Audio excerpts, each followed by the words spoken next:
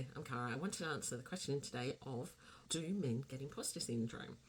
I'm a psychology trained business consultant and I help business owners overcome imposter syndrome and to make psychologically informed business decisions.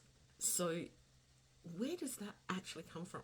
It actually comes from the initial research that started the whole imposter phenomenon, as it was called back then, back in 1975, where the research was actually only done on women. And so the belief was that it was only a female-related issue.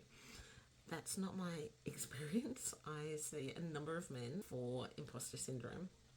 And what I see in them and also in literature is more of an issue about masking and how men's behaviour has been conditioned to mask imposter syndrome and how they've been conditioned to act outside of what we see. It doesn't mean that the imposter syndrome is not there, it's just pushed way down low. So traditionally, men have a reluctance to talk about their feelings and emotions, to talk about how they're going psychologically and to be vulnerable. That's one of the things.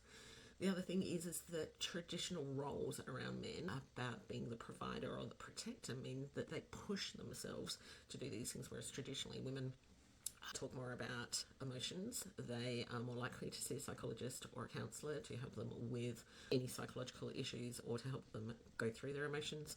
Women are more likely to be vulnerable. We just talk more about our feelings than men do. Women are also trained to be or expected to be a good girl, to be compliant, to have a sharing or caring attitude and behaviours.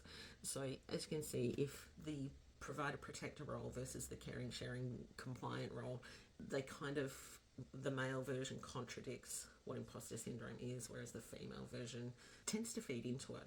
But you can see that men will actually push that down a little bit more. And a really good example of men's behaviour that differs from women that goes against imposter syndrome is applying for jobs or applying for promotions. So men will often apply for a job when they can see that they can meet about 60% of the job criteria, whereas women won't apply for it until they reach about 80%. So it's one of these things where men's behaviour will often mask what's actually sitting underneath, which can be imposter syndrome, that feeling that they're not good enough, they're just a fake, a fraud, or a phony. So if you have a male partner, adult son, those kind of male in your life, please be aware that imposter syndrome may be something that they're feeling, but happen to be masking because of the way that men perceive that they have to behave in society. It doesn't mean that they don't get imposter syndrome, it's just that they tend to mask it and push it down. I hope this helps.